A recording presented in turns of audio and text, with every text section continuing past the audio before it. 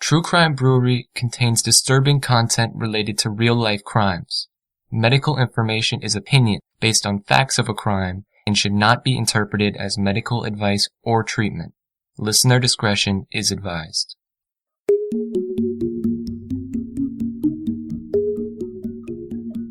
Welcome to True Crime Brewery. I'm Jill. And I'm Dick. When 19-year-old Jessica O'Grady stopped answering her phone on May 11, 2006, her friends and family were worried. She'd left to see her boyfriend late the night before and hadn't been seen since.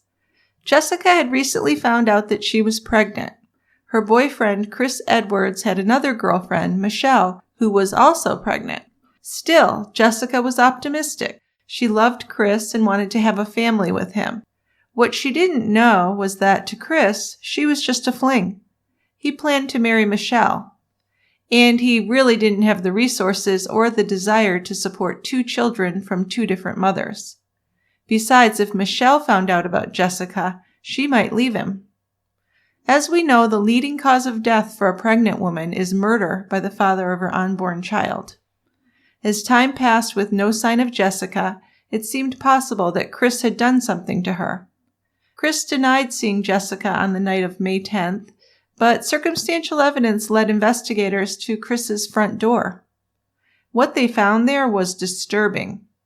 But would it be enough to prove his guilt? Join us today at the Quiet End for a missing persons case that turned into what is known as a no-body case. The disappearance of Jessica O'Grady. I think this is the first Nebraska beer we've done. Oh, cool. I like Nebraska. So the beer is called I Concede the Point. It's by Thunderhead Brewing Company in Kearney, Nebraska. It's an Imperial IPA. Nice beer. Gold, big fluffy white head, some nice lace. Got a good aroma of citrus, some vanilla, and some sweet malt. And taste pretty much goes along with it. I get some grapefruit, a little bit of mango, more citrus and tropical fruit. The vanilla's still there, and there's a kind of a backdrop of caramel. Sounds great. So it's kind of on the bitter side. Nice IPA. The bitterness does balance out the sweet malt pretty nicely. So I'm giving it an A+. All right, let's open it up. Okay.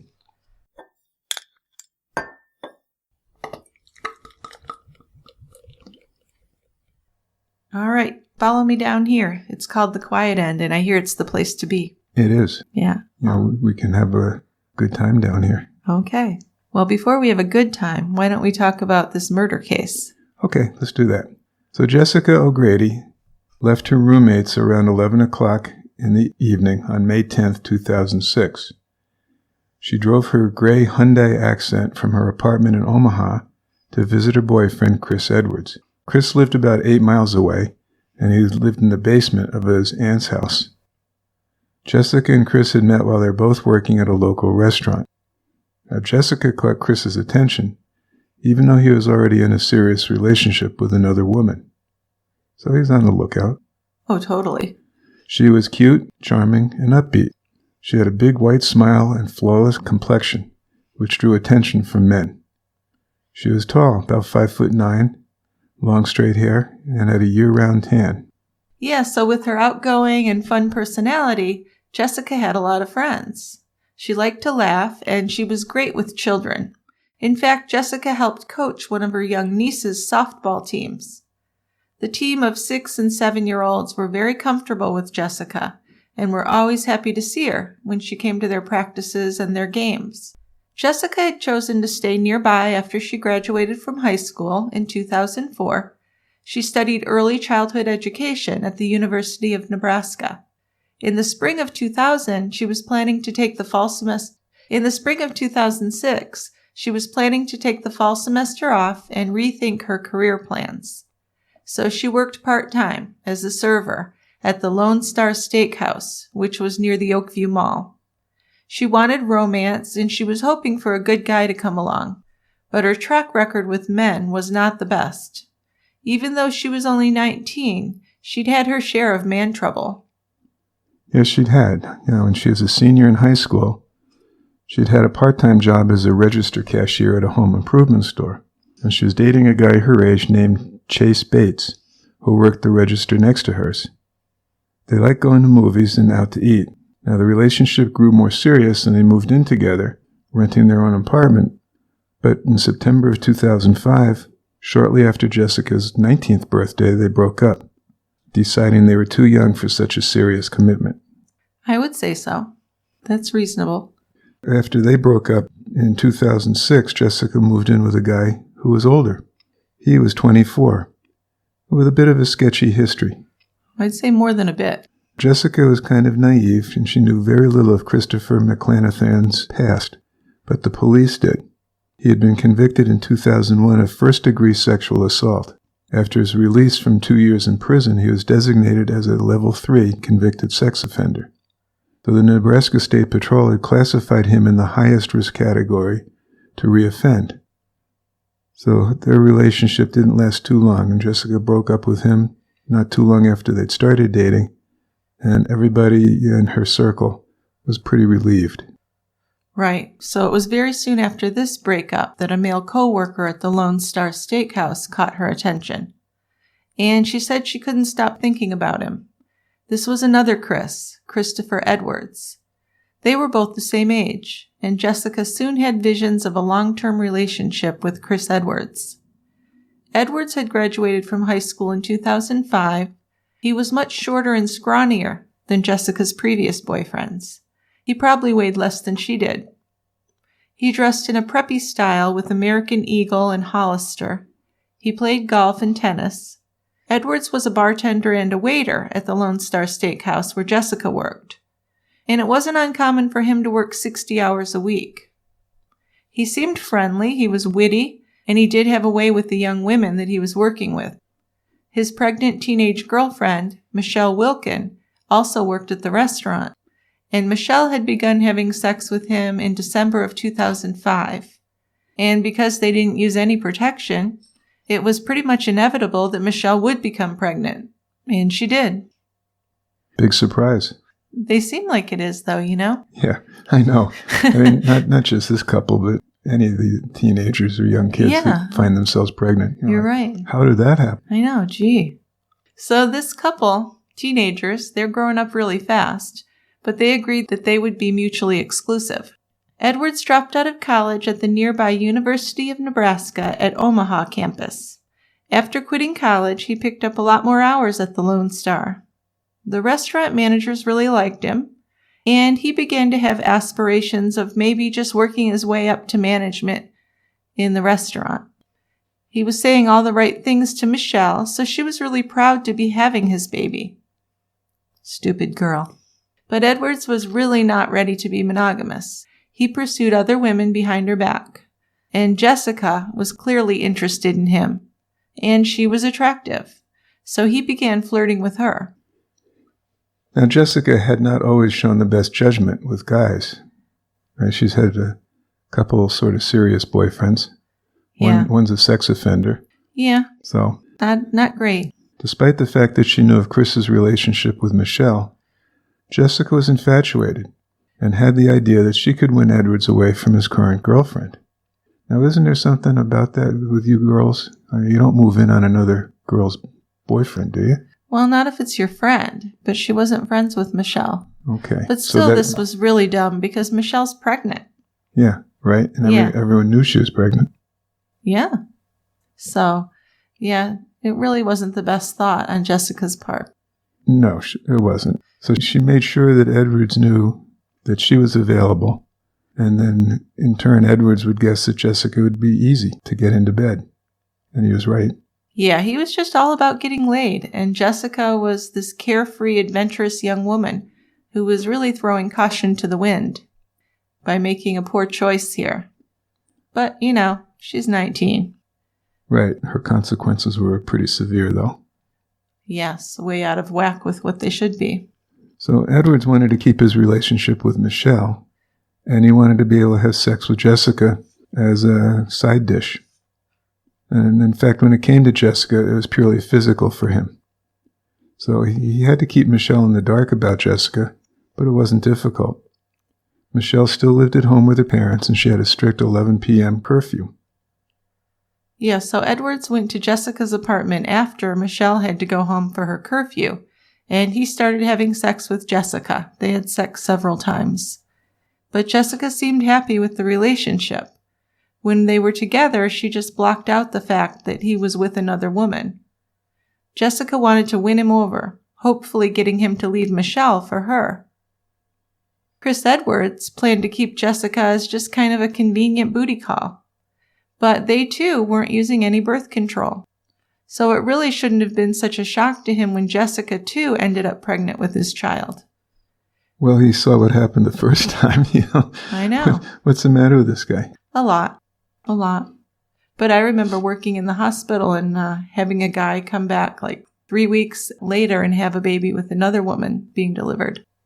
That happens, right? It happens. Yeah. But it's not smart. So when Chris heard the news that Jessica was also pregnant, he was floored. It seemed to him like an impossible situation to have 2 new babies to support on his salary. Yeah. But Jessica seemed pretty happy about the pregnancy, and she naively, perhaps, believed it would bring Edwards closer to her. She had no plans to get an abortion, and she was already making plans in her head for a life with Chris Edwards and their child.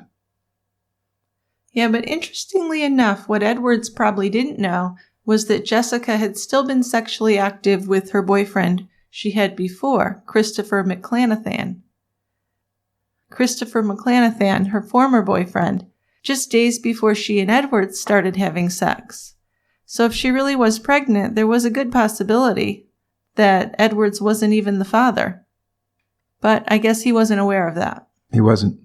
And he didn't act rationally, as he was trying to hide this news from Michelle. He was paying for this reckless sexual behavior, and he really believed his life was spiraling out of control. He thought that Jessica was good for casual sex, but he'd never thought of her as a serious girlfriend. So in his mind, her pregnancy was more of a threat than anything else.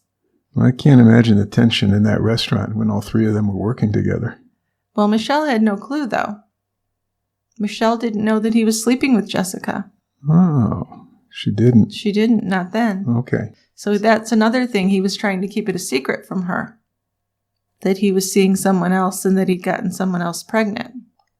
So he started to act really cold and cruelly towards Jessica. He blew her off and avoided her calls and her texts.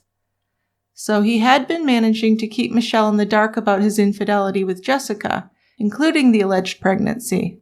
But sooner or later, he knew that Michelle would find out. Yeah, and so Jessica's going around telling all her friends about her pregnancy.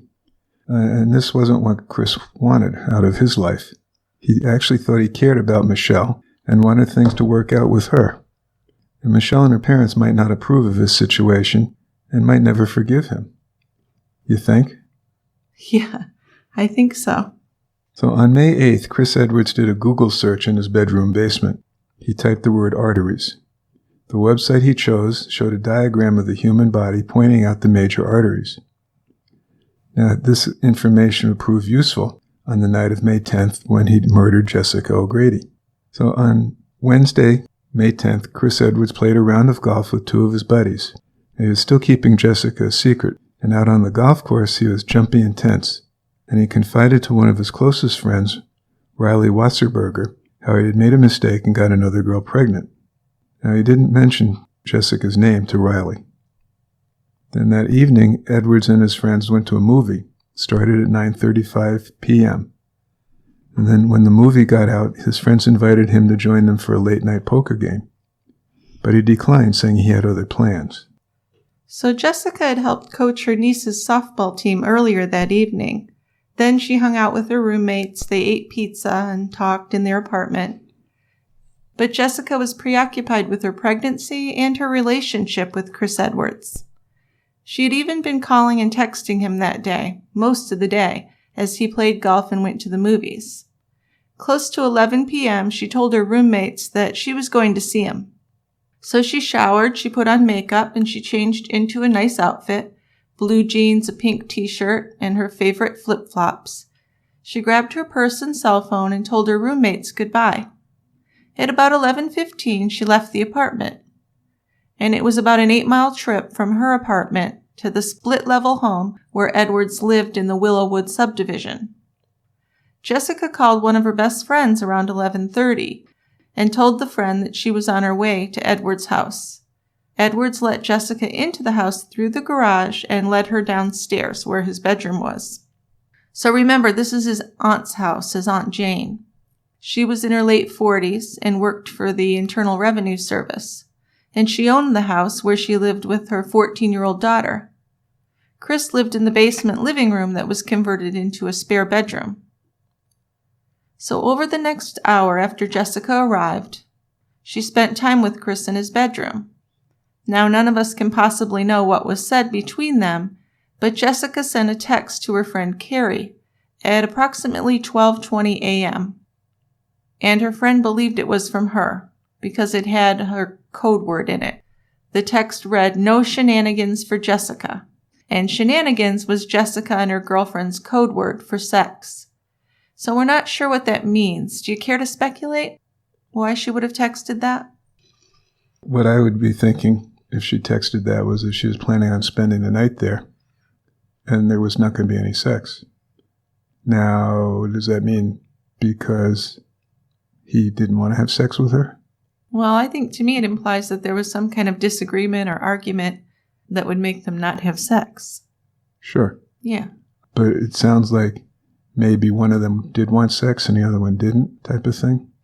Yeah, maybe. That's true. It could be interpreted that way. Well, whatever. I mean, she did apparently spend the night with him. Yeah, but that text really makes me feel like something was amiss. It doesn't seem like a text she would have sent if she went there and everything was okie dokie. Yeah. Right? Right. Right. I mean, it's not something that raises a lot of alarms for me. No. Just that, yeah, as you said, something transpired. Sure. And there was not going to be any nookie that night. Right, exactly. So after sunrise the next morning, May 11th, Jessica's roommates realized she hadn't returned to home the night before. Maybe she'd made a last-minute decision to spend the night with Chris. Because as far as they knew, she was just going to go see him and come back home, right? Well, yeah. I think she was just going to have like a late-night visit with him and go home. But as the day passed, there was no contact from Jessica. And throughout the day, her roommates, getting more and more concerned, texted and called her repeatedly. Now, their calls went to voicemail, and their text messages went unanswered. By evening, still no word from Jessica. So her friends now go from being mildly concerned to panicked, because her absence just made no sense whatsoever. There's something wrong. Absolutely, there was something wrong, yeah. Her roommates knew it was very out of character for Jessica to abandon her cat. She'd never gone a whole day without checking on her cat. And why wouldn't she respond on her phone? They knew she always had it on her. Yeah. The same day, May 11th, Chris Edwards drove to a Walgreens store. It was a short distance from his home. A surveillance camera showed him inside the store at 7:41 p.m., and the things he bought were curious.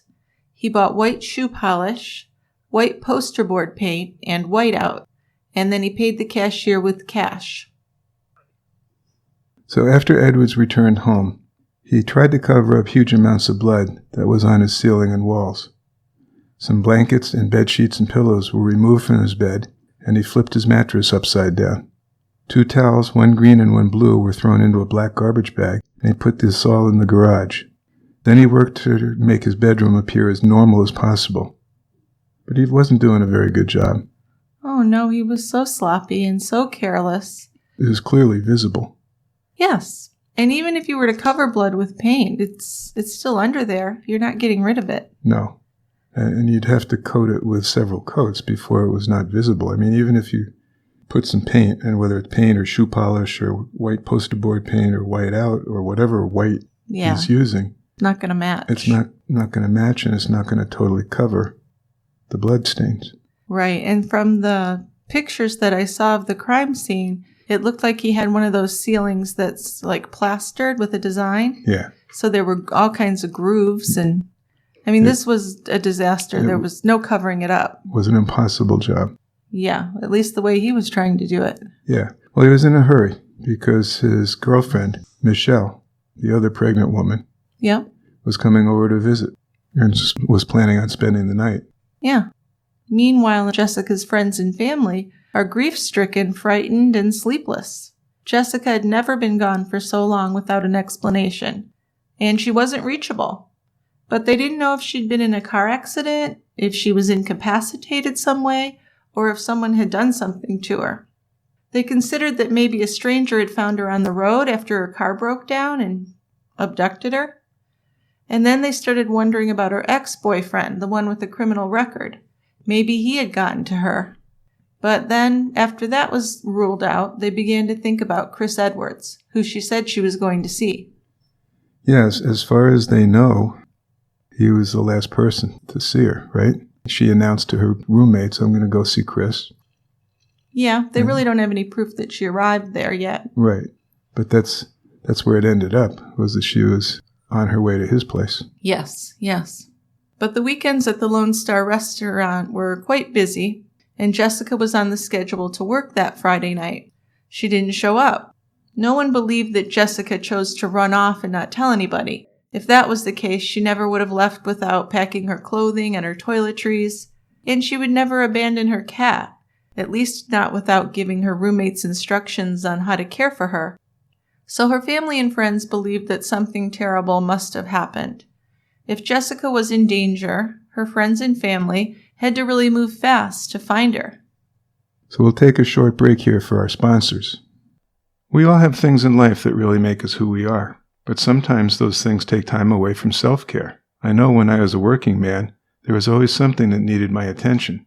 So it was often shower, shave, and boom, out the door. You can't give up the things that make you you, but you can fit in some you time with Birchbox. Birchbox is a monthly reminder that your grooming routine should be about you. They deliver samples and surprises directly to your door, making it easy and convenient to discover new products and buy full-size versions of the samples you love. Birchbox works with over 500 prestige brands that offer something for every hair type, skin concern, and lifestyle. Simply fill out your personal profile, and they'll send products curated for you. My Birchbox arrived yesterday, and I'm more than pleased with the hydrating eye gel called Anthony and the face energizing scrub called Jack Black. I also got a brightening serum, beard oil, and pomade, and I can't wait to try them. Now, this is a bit of a revelation for you because I never hear you talking about skin and hair care. That's more my thing. But Birchbox is a fun experience for us to share because you get your Birchbox man and I get my Birchbox woman, and then we can pamper ourselves together. And we look and smell great.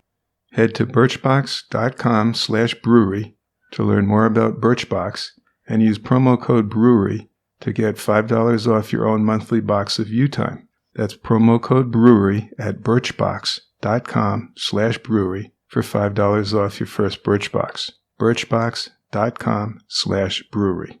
Okay, and all this self-care leads me to want to talk a little bit about my favorite hair color, Madison Reed. You can take coloring your hair at home to the next level with Madison Reed. Madison Reed gives you gorgeous, professional hair color delivered to your door for less than $25. Madison Reed hair color is one of a kind because it's multidimensional and it gives you your choice of over 45 multitonal shades that have been developed by master colorists who really know how to blend nuances of cool, warm, light, and dark. Many of our listeners have written to tell me how Madison Reed hair color has improved their lives, and I totally get that. Madison Reed delivers gray covering, natural-looking hair color to my door when I want it. Now I'm free from salon visits and I'm saving money while my hair looks and feels better than ever. It's soft, strong, and very natural looking, giving me one less thing to worry about. So I'm always happy to recommend Madison Reed to our listeners. It's affordable, convenient, and it's very high quality. We're busy women, so don't we deserve gorgeous, professional hair color delivered to our doors on our schedule for less than $25? Of course we do. Find your perfect shade at madison-reed.com. True Crime Brewery listeners get 10% off plus free shipping on their first color kit with our promo code BREWERY. That's code BREWERY at madison-reed.com. Jessica's family members had contacted the Omaha Police Department to file a formal missing persons report. Missing person flyers were posted all over the city, and Omaha's TV stations were also notified about Jessica's disappearance, so her photo was also seen on TV screens as well as on the flyers. Yeah, back in November of 2005, there was a 12-year-old black girl, Amber Harris, who had vanished without a trace after she got off of her school bus. The Omaha police wrongly presumed that Amber was a runaway. Then it turned out that a violent, convicted sexual predator named Roy Ellis Jr. had abducted Amber. He'd killed her and buried her in a secluded wooded lot in North Omaha's Hummel Park. So in the aftermath of Ellis's arrest and conviction, the police department was rightfully criticized. They weren't going to make the same mistake again of not taking a missing persons report seriously. I'll bet. So they did take Jessica's being missing very seriously. Yeah, now, since Jessica's family had contacted the news media early on, the police department needed to show that they were acting quickly. They needed to be ahead of things, right? Yeah. So they knew that the press was going to be closely scrutinizing their work. The initial investigator who spoke with Jessica's relatives and friends determined that her disappearance was definitely suspicious. Jessica, her car, and her purse were the only things missing. Everything else was in her apartment. So thanks to the TV media, residents of both eastern Nebraska and western Iowa learned important details about Jessica's disappearance. Her friends had only a glimmer of hope that maybe somebody had found her and that she would be returned safely. But there were no eyewitnesses to her disappearance. And the circumstances of her case didn't fit the profile of a teenage runaway. It was rare for anyone to go missing in Omaha, and Jessica had a lot invested in her life there. She had no reason to leave. Because she'd left her apartment to see Chris, and because she was pregnant with his child, he was a natural suspect if she had met with foul play. Well, certainly. Now, as part of the search, waterways and lakes were searched. In the vicinity of State Highway 36, Cunningham Lake was vast at 1,000 acres. Besides boating, the massive lake had camping and horseback riding areas. And the Elkhorn River was another spot where Jessica's body might have been dumped. It flowed about 290 miles across Nebraska before it merged with the Platte River on the outskirts of Omaha. And there's submerged logs and patches of thick mud where a human body could have become lodged. So hundreds of volunteers came together to help, wading through these marshy banks. They trudged through mud and silt as they scoured the underbrush and shrubs. Yeah, but one young man who didn't join the search party was Chris Edwards, and he had been the last person to see Jessica alive. He chose to lay low, trying to keep his name and his face off of the news, and he spent the weekend with Michelle, inviting her over to his home whenever he wasn't working. Michelle later gave an account that nothing in his basement was unusual that weekend. It all seemed normal. She didn't notice anything odd about the white ceiling or the walls or the bed. What do you make of that? She's in love. She's in love and she's covering up, or she's in love and didn't even notice? She's in love and didn't even notice. Okay. I suppose she could be covering up. We're still led to believe that she has no knowledge at all of Jessica. Yeah, she finds out at some point when Jessica's missing. Yeah. But in the first part of it, no. Michelle didn't have any clue about Jessica. No, I don't believe so. There was no kind of suspicious nature on her part or anything like that when she was over to visit Chris. Not that we know of. Right. Just a few days after Jessica visited him and was never seen again, Edwards and Michelle had sex on that same bed. He knew that Jessica was not a threat to his relationship with Michelle anymore, and he actually seemed relieved. But Jessica's friends all knew that he was involved with her. Her friends were also aware that Jessica was on her way over to his house right before she disappeared. One of Jessica's roommates stopped by the Lone Star restaurant while Edwards was working that Saturday to ask him some questions, but he was pretty quick to dismiss her. He claimed to know nothing about it. He seemed cold and indifferent, and showed no interest in where Jessica might be or if she was okay. So the roommate left, just furious. Yeah, and then Jessica's Aunt Shauna went to the restaurant because she knew from Jessica's schedule that Chris would be there. Jessica and her aunt had been very close, and actually Jessica had lived with her aunt as a teenager. Jessica's mom was only 14 years old when she had her, and Jessica's aunt Shauna was able to offer her a more stable home life. Even after Jessica moved out and went to college nearby, they saw each other often. And then when she did go missing, Aunt Shauna took a leading role in the efforts to find her. She really did. You could see some interviews with her with the local media.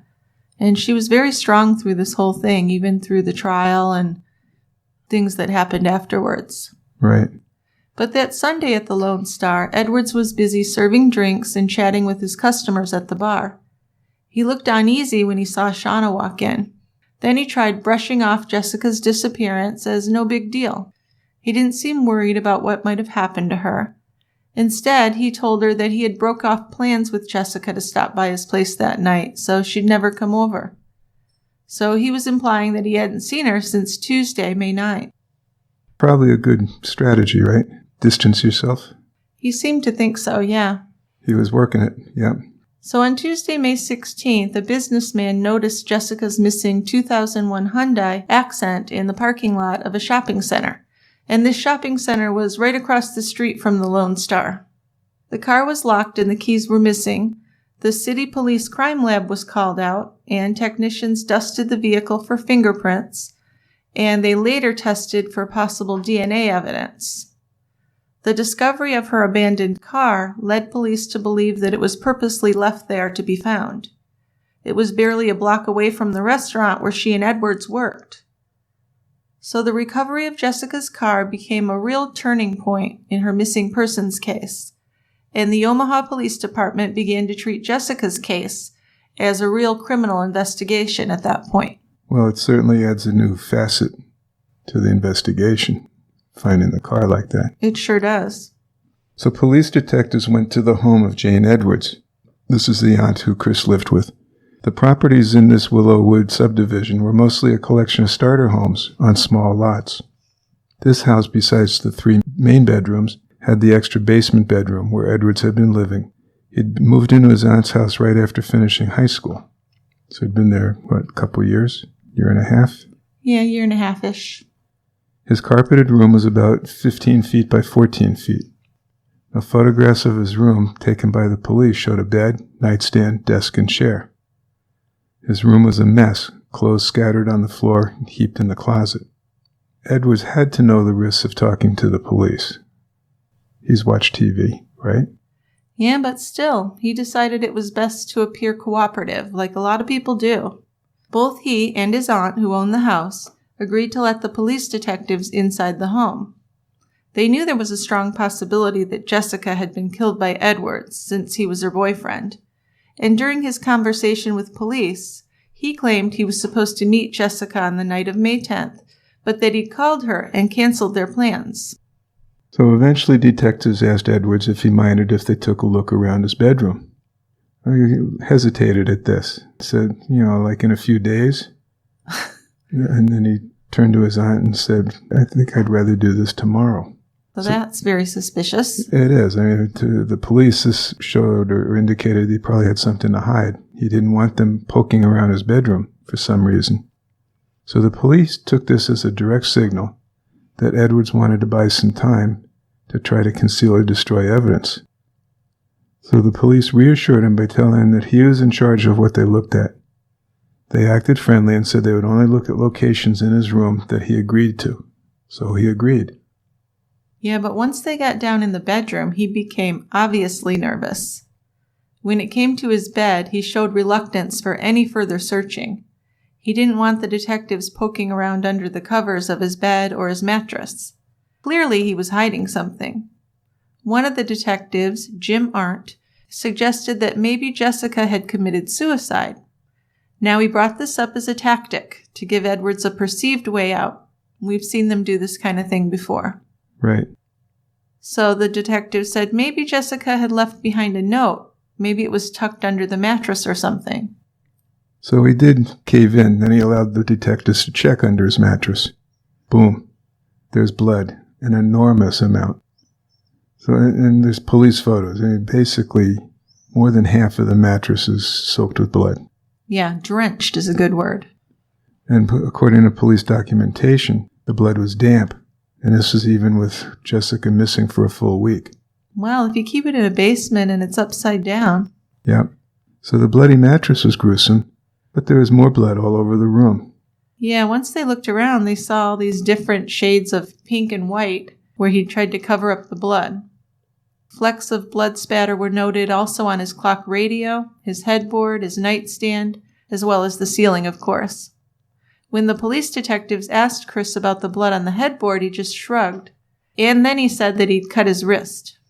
Then he backed off of his original story about canceling their plans the night that Jessica disappeared. And he told a story about them having sex on that bed, and during their sex, she was on her period, he said. And that's how the mattress had been covered in blood. That's some period. Yeah. It was enough blood, so they believed that she was dead if it was her blood. Right. And of course the police didn't buy this story. No, it was ridiculous. So they decided to obtain a formal search warrant to remain inside the home and continue the search.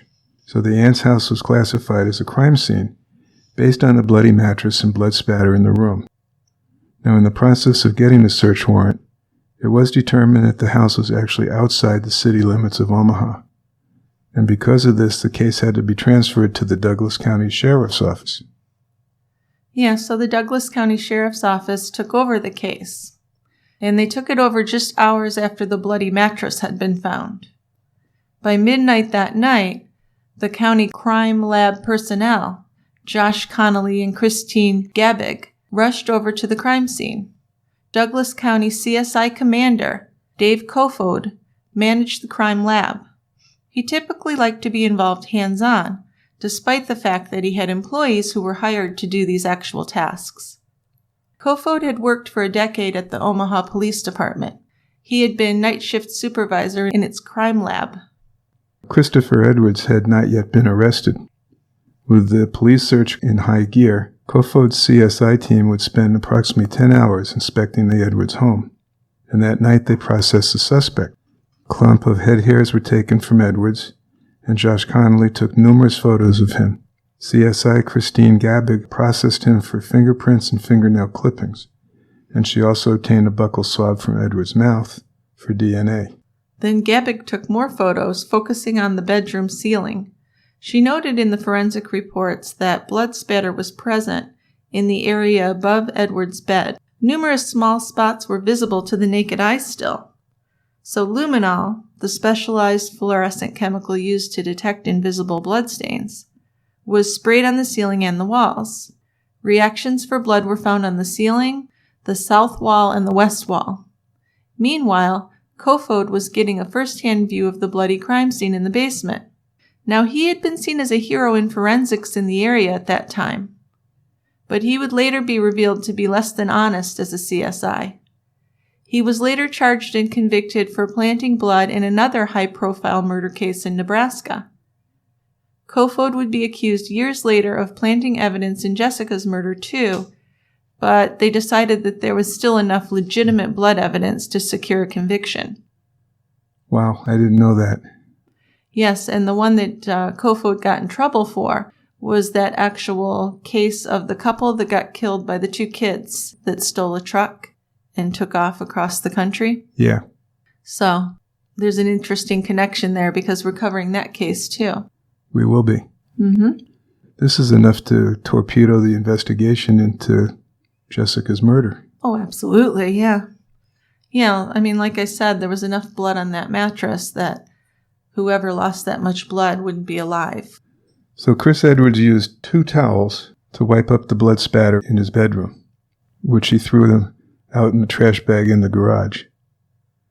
Besides these 2 bloody towels in the garage, some blankets and quilts near Edwards' bed were taken, and the bedding also had signs of blood spatter. He did a very poor cleanup. He was in a hurry. His pregnant girlfriend was coming over. That just makes me want to throw up. Doesn't it? Mm-hmm.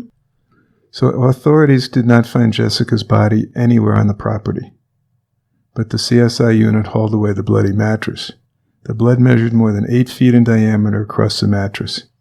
Jessica's blood had seeped more than 2 inches deep. soaking through the foam mattress and into the box springs underneath. So there was so much blood that had saturated into the mattress, investigators felt that Jessica was certainly dead. Yeah, unfortunately, the frustrated investigators didn't know where her body was. Edwards had nearly a week to get rid of things, and he wasn't talking anymore. Edwards and his family made the decision to stop communicating with investigators. They refused to cooperate with law enforcement in the case from that moment on. So, for that time being, Edwards remained free. The absence of a body meant that there was no autopsy, and no autopsy report left law enforcement without an official cause and manner of death. So prosecutors would have to speculate and make guesses as to how Jessica had died. And that's never easy, to solve a case without a body. It's very difficult, that's for sure. Yeah.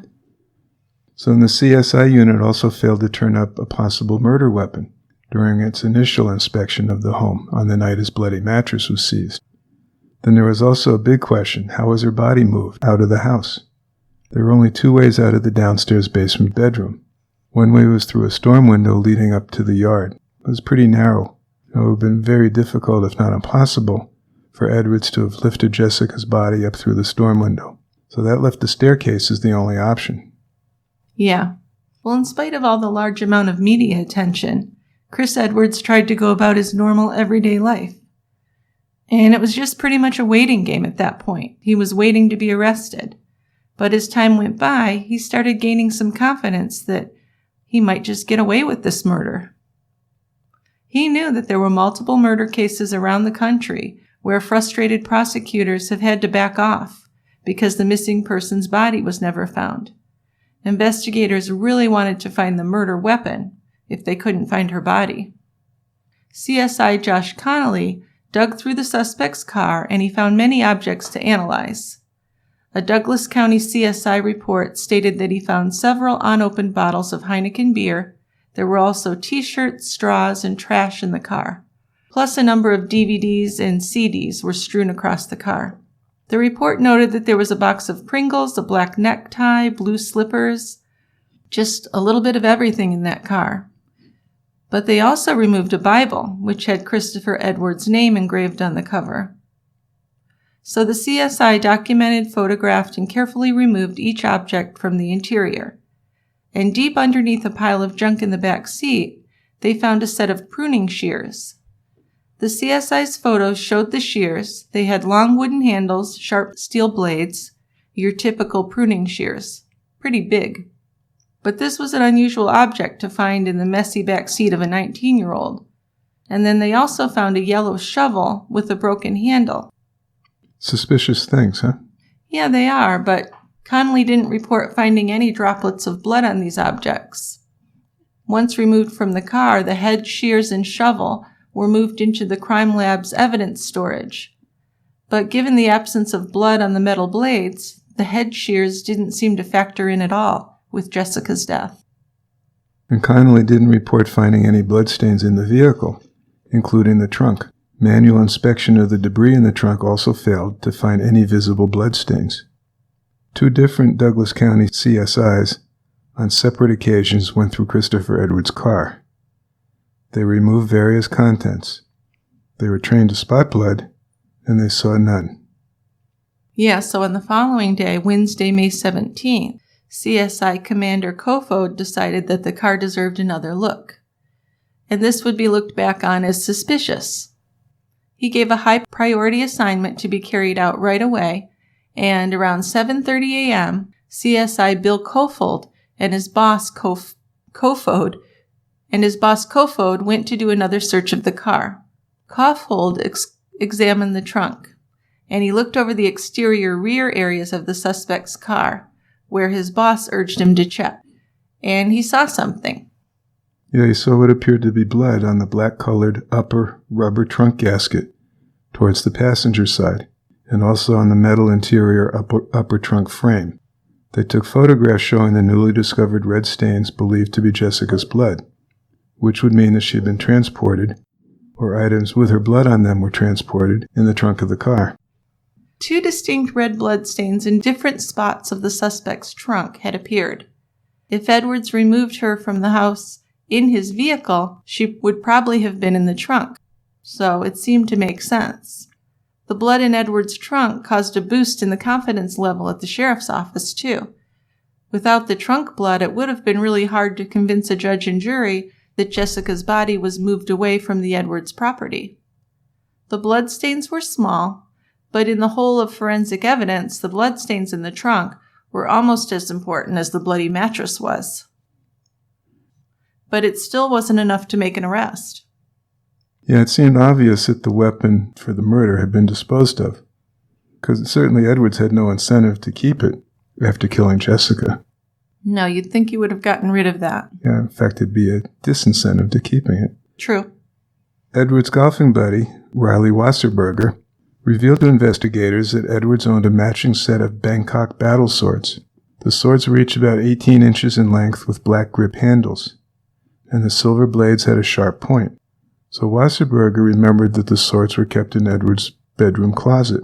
He told the sheriff's office he saw Edwards displaying the swords about a month before Jessica's homicide. So the sheriff's office decided to go ahead with a second search of the Edwards home. So a raid of the house was done during the night of May 22nd. Kofod's team got a second chance at finding more clues. After the Douglas County Sheriff's Office entered the home, Edwards' defense lawyer, James Martin Davis, drove over to the property. A matching pair of ceremonial swords wrapped in a set of black nylon sheaths was taken out of the home by a team of sheriff's investigators.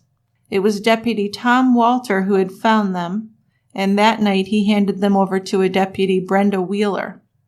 From there, the swords were returned to the sheriff's office, and they were moved into the crime lab's property, into the evidence unit for safekeeping and storage, and that was managed by Kofod. So you can see why people would be a little suspicious on some of this evidence later on. Well, yeah, I am. You know? Yeah. I mean, they've searched his car pretty thoroughly, found nothing, and then Kofod goes with another guy and they find a couple blood stains in the car. Yeah, it's very similar to the other Nebraska case. Yeah. And then they find the knives, which I guess that was fortuitous, but not something that would be totally unexpected, right? Well, I mean, they weren't there when they searched before. So the theory was that he had brought them back home thinking that the search was done and it was safe to bring them back home, because he was very fond of them and he might not have wanted to get rid of them. That's the theory anyway. Yeah, and then the thing with the swords would be you need to find blood on them. Right. But behind the scenes, this recovery of the swords was really a major turning point, because they felt like Jessica's case was coming together. But like you said, a sword without Jessica's blood really wouldn't be any help to the prosecution. So the sooner the swords were tested for blood, the sooner the authorities could arrest Edwards for murder. Also, if the swords were excluded as murder weapons, that would open them up to follow other leads on weapons. In her forensics report, CSI Gabig stated that her assignment to test the swords came on May 23rd. That was the day after they found them. But her report didn't mention why she then waited 9 days to do the testing, or why Kofod was acting disinterested in examining these possible murder weapons. This would later lead to the suggestion that Kofod was waiting to plant DNA on that sword. Well, I would think it would be the top priority to test those swords for blood. Exactly. Why wait 9 days? Why would he wait 9 days? Good question. So Gabik inspected them for blood and other trace evidence in early June, and her testing results were negative until a tiny speck of invisible blood was found after she ran a cotton swab along the edge of one of the blades. The swab that was used on the edge tested positive with phenolphthalein. Phenolphthalein was the chemical commonly applied by the CSI division when they were conducting presumptive blood tests. A pink reaction upon a swab signified the likely presence of human blood. She recommended that the sword should undergo DNA analysis because of that. And because they didn't have Jessica's body, they used a hairbrush, her underwear, and her shaving razor to get a DNA sample to compare. The DNA samples were a match, and the pieces came together for then a very rare no-body murder case. It was the first one in Nebraska, and the tiny blood particle on the sword was the last straw against him. So it was a very important part of the evidence. Certainly was. June 20th, 2006, 11 days after Edwards was arrested for murder, the preliminary DNA report was completed. A number of items matched the DNA of Jessica or Chris Edwards. Full DNA profiles of Jessica matched the west wall, south wall, and ceiling of Edwards' bedroom. Also his mattress, towels, and trunk. Jessica's full DNA profile was on the sword's handle and tip. Her blood was also found on the wooden handle of the pruning shears. But how the shears factored into her murder was unclear. Yeah, so that's what really brought Kofod into question in this case, was the blood on the pruning shears. There didn't seem to be any reason why there would be blood on the pruning shears. So it seemed like maybe that was planted. Anyway, as the case moved forward, the shears just fell by the wayside, and they would become known as a confusing piece of evidence from Kofod. The pruning shears didn't seem at all relevant in any way to Jessica's murder. Prosecutors believed that Jessica died from at least 7 separate overhead swings from the sword, and this was determined to be consistent with the blood spatter. Surprisingly to me, Chris Edwards' girlfriend Michelle remained loyal to him. She gave birth to his daughter, and she testified at the trial for the defense. What do you make of that? And don't just tell me she was in love, because there's something wrong with that. Of course there is. A lot wrong with that. No matter how blindly in love you are, face the facts. And to be that naive or even a little bit arrogant to think it couldn't happen to you kind of makes me dislike this young lady. So Michelle admitted in court that she was ignorant about the blood-soaked mattress, just like she wasn't aware that Edwards had been cheating on her. The courtroom heard how Michelle and Chris Edwards had sexual intercourse within days of Jessica's murder on the same bed that was drenched with Jessica's wet bloodstains on the opposite side of the flipped mattress. And the jury also heard about how Michelle and Edwards had a serious conversation about getting married just 2 days before Jessica disappeared.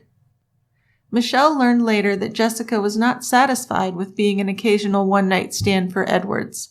She was under the impression that Edwards told Jessica that he wasn't interested in a long-term romance with her.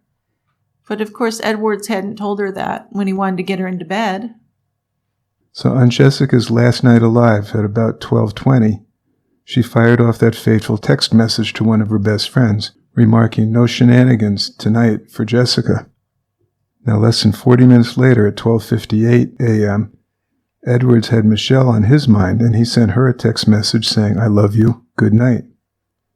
So we believe that Jessica was in his house when he sent Michelle that message. Right. It seems like he sent her that message right before he killed Jessica, quite possibly. I think so. Or maybe right after, because she hadn't texted for a half an hour. So he could have killed Jessica and then texted her. That is just so disturbing. Yep. Jessica's murder had happened quietly, apparently, because the 14-year-old cousin and his aunt testified during the trial that neither of them heard any noises or screaming. His father had fired attorney Davis because Davis had come to them with a plea deal. So the father went and hired someone else, an attorney named Leffler.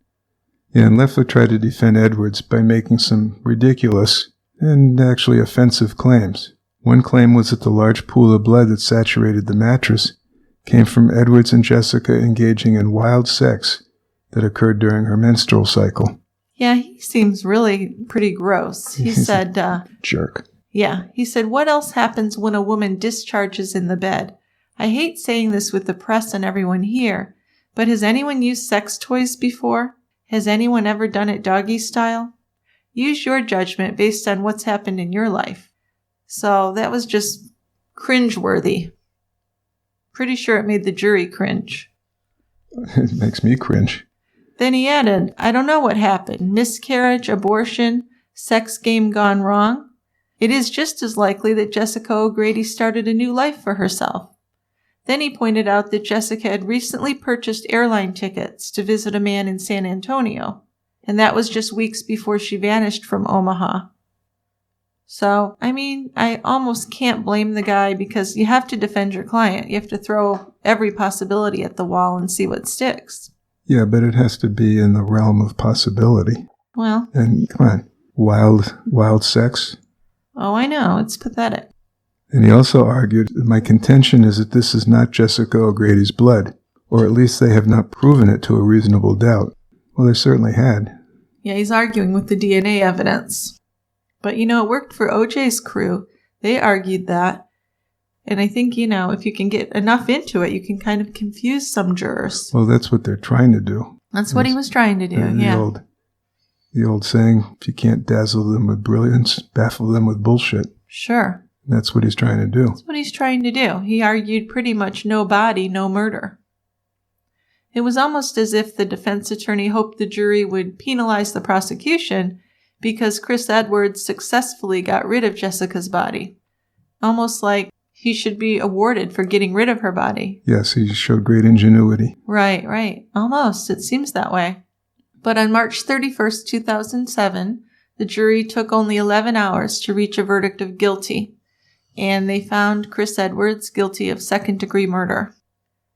Besides second-degree murder, he was also found guilty of use of a deadly weapon. So the verdict was historic for Nebraska. It marked the first time a defendant had been successfully prosecuted in a no-body murder trial. Now, Attorney Loeffler said the trial hinged on the lack of cell phone communication between Jessica and Edwards after the night of May 10, 2006. So prosecutors proved Edwards never tried to call Jessica after May 10th because he knew he had already killed her. Trial testimony revealed Jessica's last communication before her death was the text she sent to her friend, Carrie Peterson. Yeah, it's just really sad. So he didn't receive the maximum penalty of life in prison without parole. The judge took into consideration that a number of other second-degree murder convictions did not result in life terms. He imposed a punishment of 100 years imprisonment. He got 80 years for second-degree murder and another 20 for the felony weapon conviction. He was given credit for 372 days of jail time already served, and his first eligibility for parole will be in 49 years. So he'll be just about 70. Yeah. Well, if Chris Edwards had accepted the plea deal, though, that his first attorney Davis had brokered for him, he was guaranteed to be released from prison by the summer of 2016, just before his 30th birthday. And if he would have disclosed where Jessica's body was and pled guilty to manslaughter, the most he would have gotten was 20 years, and he would have been out in 5 to 10 years. Well, someone gave that boy some bad advice to turn those down. It was his father. And hire this other clown. Yeah. But it was his father. His father would not let him take the plea. Although, I don't know how you can argue his innocence when his mattress is soaked with her blood. Yeah, the stuff about the CSI guy is pretty damning. It is. But there's no denying that somebody bled out on this mattress. And DNA testing showed it was Jessica. Plus the blood stains all over the room were Jessica's blood. Yeah, all that just seems like enough to me. That's plenty for me. Yeah, me too. But he refuses to say where Jessica's body is. He's appealed his conviction based on the fact that CSI Commander Kofod was convicted of planting evidence. But his appeals have been denied. Since June of 2007, he's been a prisoner at the Tecumseh State Correctional Institution in southeast Nebraska. He was 20 when he started serving his 100-year sentence. And in last October, he was 32. Yeah, what a scumbag, huh? Yes. This is one of those cases where it seems like a normal, we'd call him a kid, 19-year-old. And then he does something this heinous. It's hard to imagine. Yeah, it's another one of those, what was he thinking? Yeah, and where did this brutality come from? He'd never shown any violence before that we know of. Not that we know of. No. This was pretty nasty. He stabbed her 6 or 7 times? That's what they think, yeah. Yeah.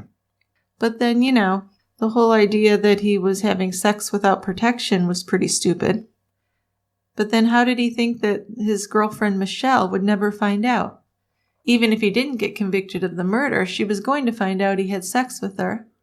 And she was going to find out that Jessica believed she was pregnant. She would have. Yep. Of course, if they found the body and she was pregnant, that would be another charge. Unlawful termination of a pregnancy. I wonder if she's still with him. That's a good question. I wonder. I would seriously doubt it. I mean, he's been in prison a long time.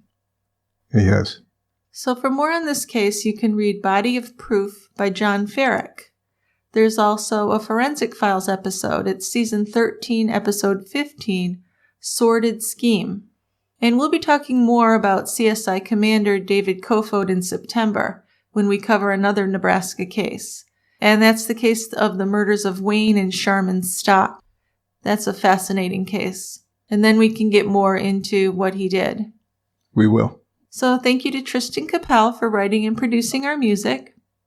We have Team Tie Grabber still on hold, but we've had a very productive week. Shouldn't be much longer. Our website should be a lot easier to use, and our membership is going to be really cool, seamless, easy to manage. If you have a few minutes to spare, we would greatly appreciate it if you could leave us a review on iTunes or wherever you listen. Now we're going to move on to feedback, and if you'd like your voicemail played on a future show, you can go to tiegrabber.com and click on Leave a Voicemail. We would love to hear your comments on cases we've covered, or your suggestions for cases you think we should cover, or even beer suggestions. Those always make Dick very happy. Certainly do. You can also send us an email with your comments or your suggestions to truecrimebrewery@tiegrabber.com, or send us a message on Facebook, Instagram, or Twitter.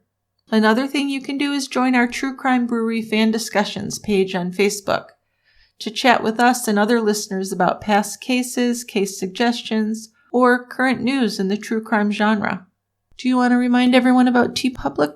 Yeah, I was going to be quiet just because of the doings about the website, but when you go to the website, even the old one now or the new and improved one that's coming, and you want to shop the brewery, there's a wonderful site called TeePublic that will get you basically anything you want with Tie Grabber logos and stuff on them. And they're great. I'm wearing a Tie Grabber t-shirt right now. That's nice color. I mean, there's dozens of colors. Yeah, it's really styles. Cute. Has a tie on it.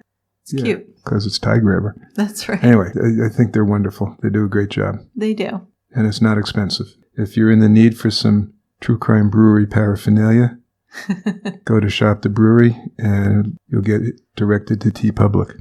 All right. So want to start out with voicemails? We'll do voicemails. I got 3 of them this week. Awesome. I have a case suggestion from Gail.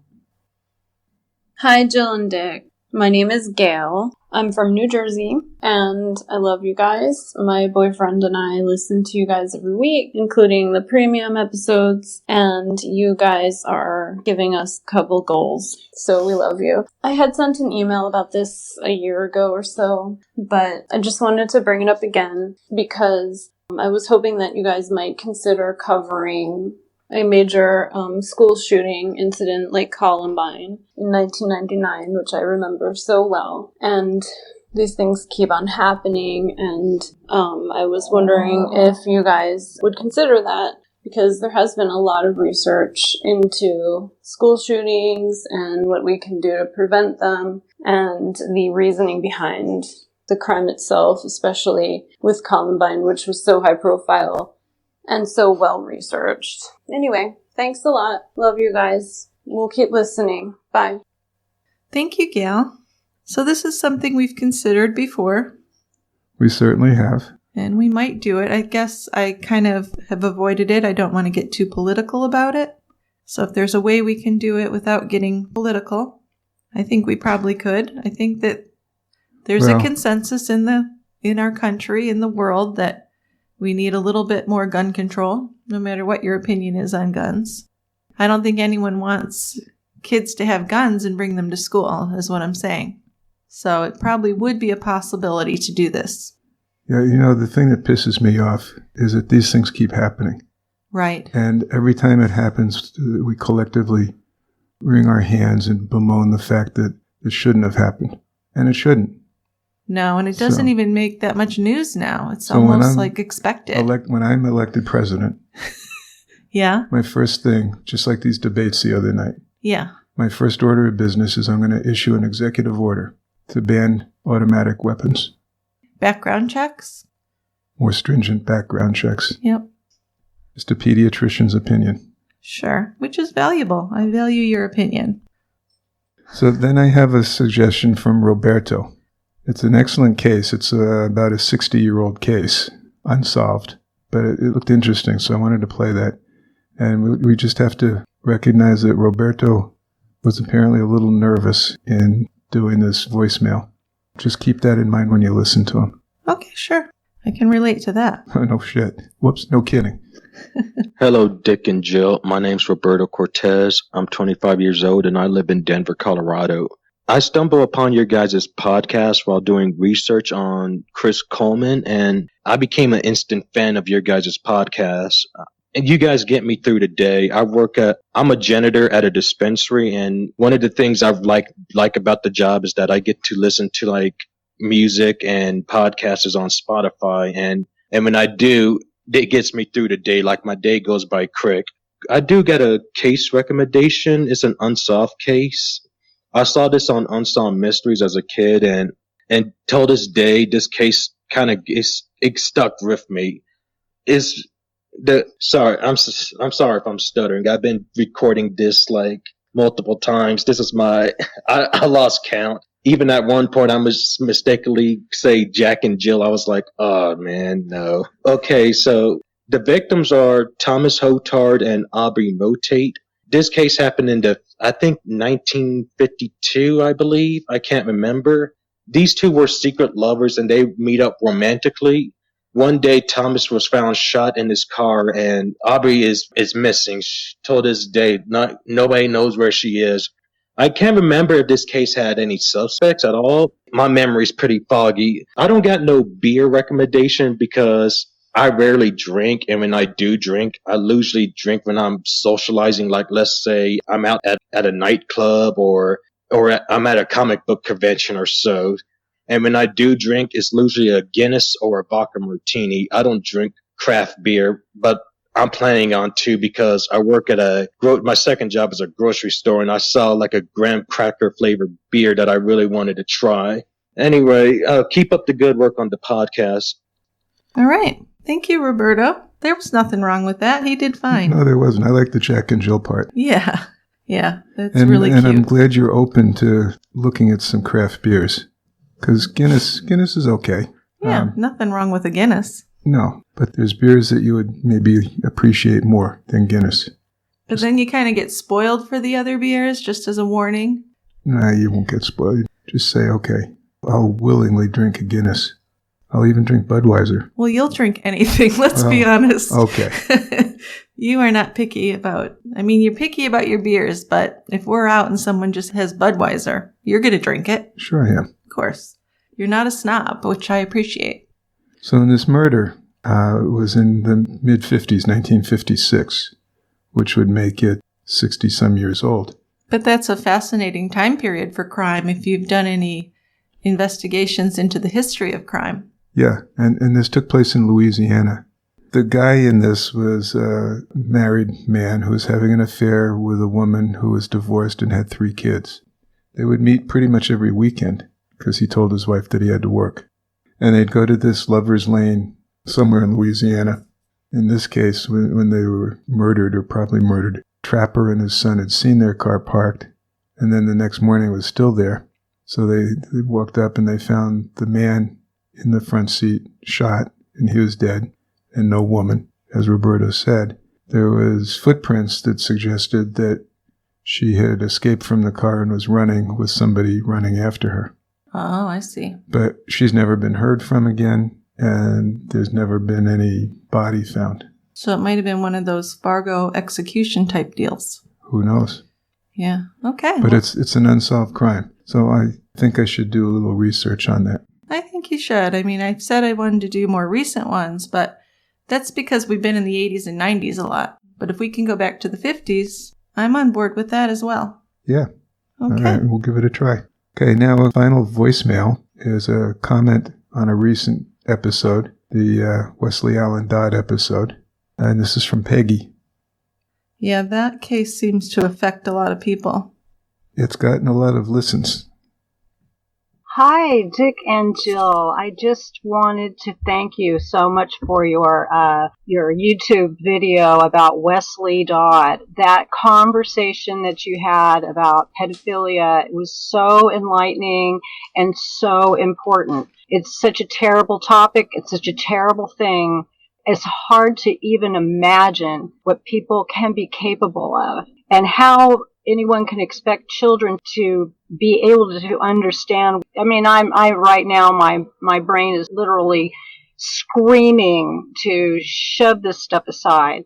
And it's a terrible thing to talk about, and much less to warn their children about. So I think it's wonderful that you guys had such an intelligent conversation about this. I think America needs to have this conversation and drink more beer.